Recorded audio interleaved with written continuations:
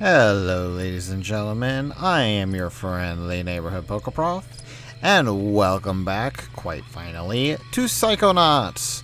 When we had last left off, we had finally climbed up to the tippy top of the insane asylum, found Lily, Masha, and Mia, and we were basically tasked with, saving everyone. This episode is not going to be continuing on with that because this episode is mostly here for, completion. From this point onward, we are going to be mostly going through and trying our best to collect all the remaining items within the game. And as such, it's mostly going to be just that. Now, I'm not going to go and show where all the side challenge markers are and whatnot, because for the most part, those are fairly easy to find and get. The other major things, however, that I've missed previously in episodes... Remember not to pet or feed the animals at Whispering Rock. The titanium in the food chain has caused numerous psychic mutations, and the animals you encounter, especially at night, might be more dangerous than the kind you have back home. Yes, thank you for interrupting me with that, Agent Cruller. Basically, this episode is mostly going to be focused on finding the scavenger hunt items, and other than that, we will also be going and finding what was left of the memory vaults that I had missed previously. Oh, and for those of you who are curious as to why my... didn't mean to do that. Curious as to why my setup shows my actual buttons for my remote control, I honestly have no idea. It's been actually a while since I've played Psychonauts, and for some reason, well, it's here now. I'm honestly not going to complain, so anyway... First off here, we have the turkey sandwich, which you need pyrokinesis to get. That's actually one of the major things you're going to find through a lot of these scavenger hunt items, is that you simply need to have a certain psychic power to get them.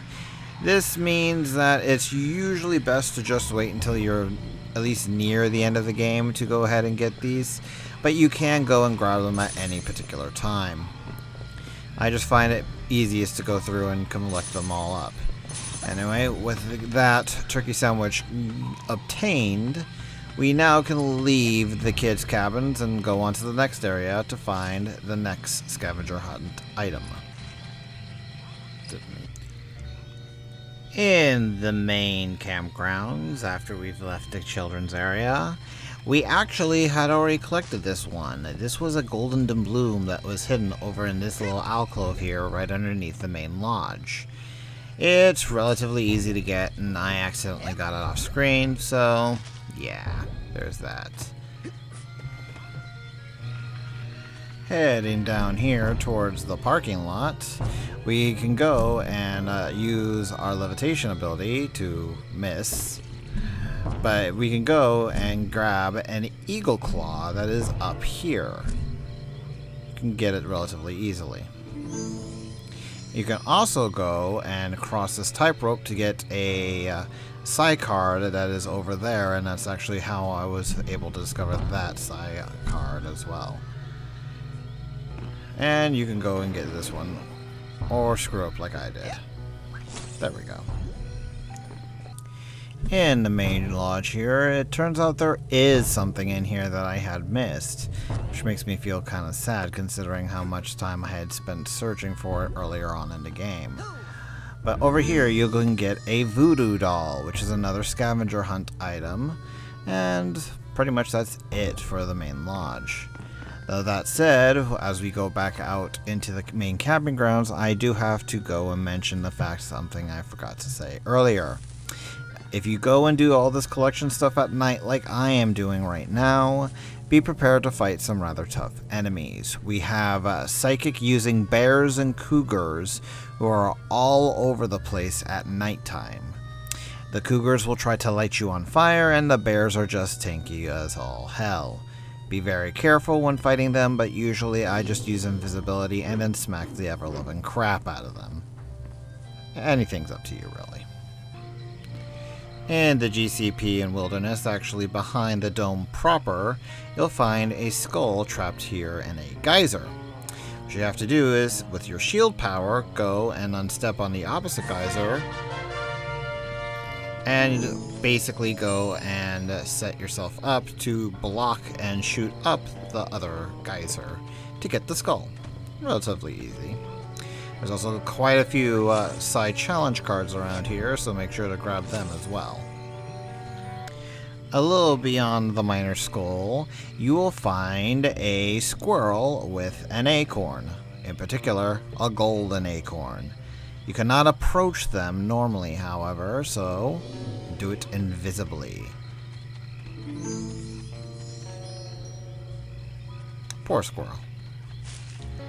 A little beyond the squirrel, actually, is our next scavenger hunt item. Using your levitation power to jump over these rocks, you can jump up here, grab a hold of these roots, and get yourself Admiral Cruller Admiral Cruller interrupting us to tell us that we got enough to finish this half the scavenger hunt. But yeah, we have the pirate scope now, and that will help us out. And there should also be, yep, there it is, another sidecard down here for us. I know I said I wasn't going to show where all the sidecards are, but any that are in the immediate vicinity that I can see, I'm going to try and grab. But with that, we should have at least one more item in here to grab for our scavenger hunt. And finally, the last one in the GCP Center and the Wilderness is right here, actually. You just follow the water until you find the storm drain. And that will get you this particular item. The glass eye. And with that, we're actually done with this area, so let's move on to the next. Going back to Sasha 9's underground laboratory, we actually find the next scavenger hunt item over here on the side. I've actually never really completed a scavenger hunt before, so I've never known it was here. Makes me feel kind of stupid. Either way, I believe you might need levitation for this, so you couldn't get it the first time you were here anyway. Alright, let's move on out. Over here in the boathouse and beach, we've actually only missed one of the scavenger hunt items. We already collected the other one. This one should be somewhere up here.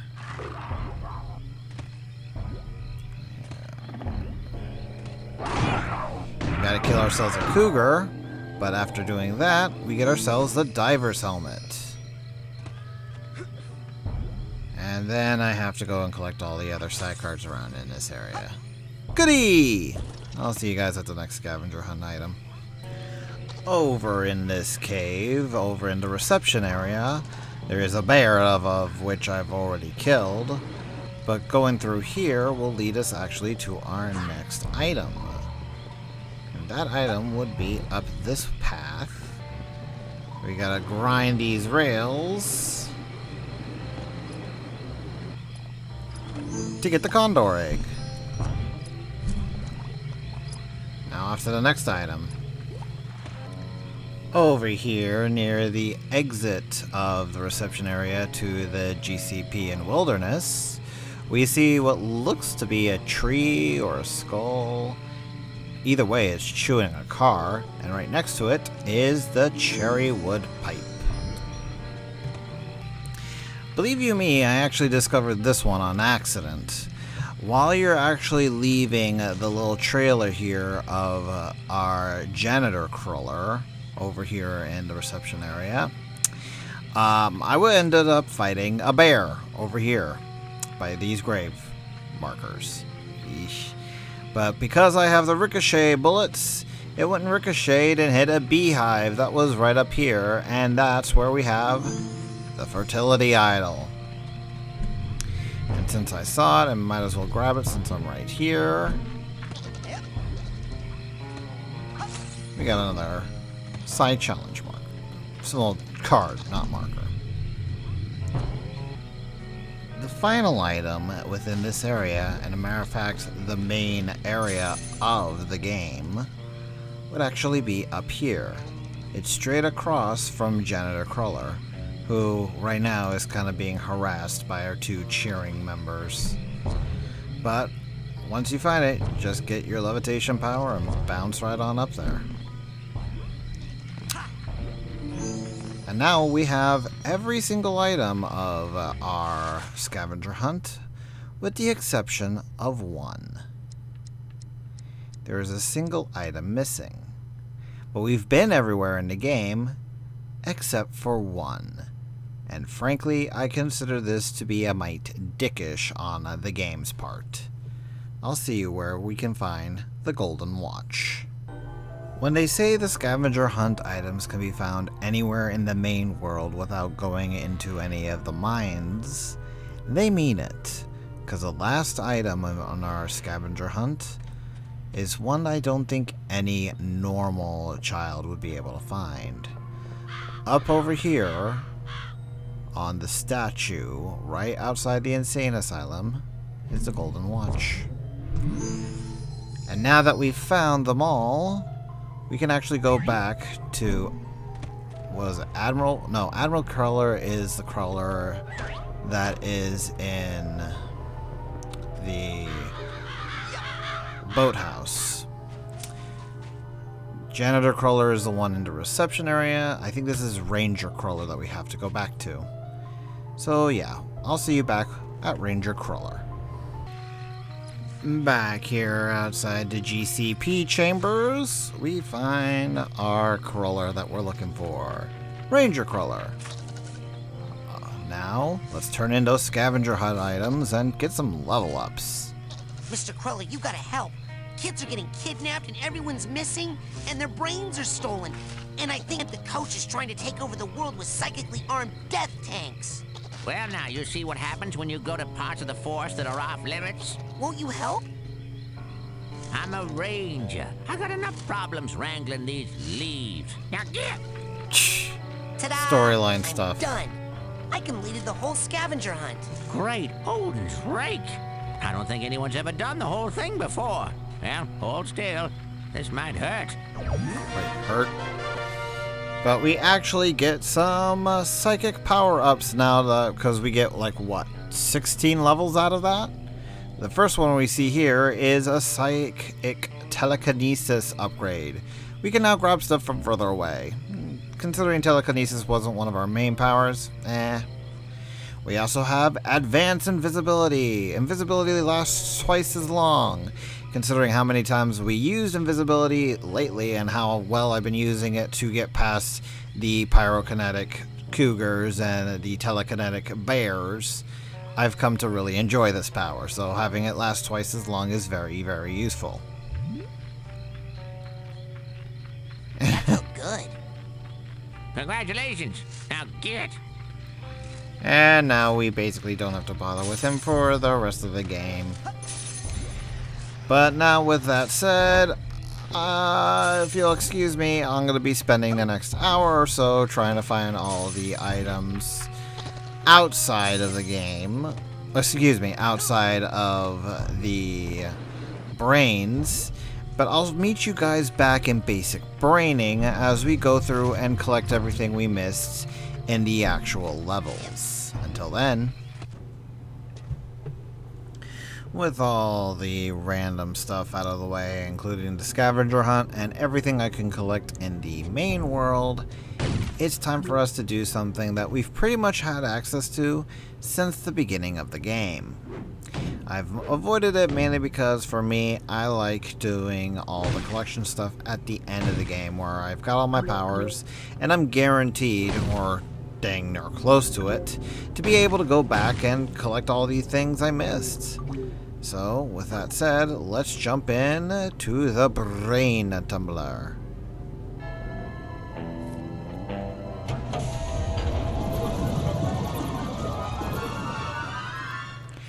Don't ask me how I'm able to use the Brain Tumbler without Sasha, but I am.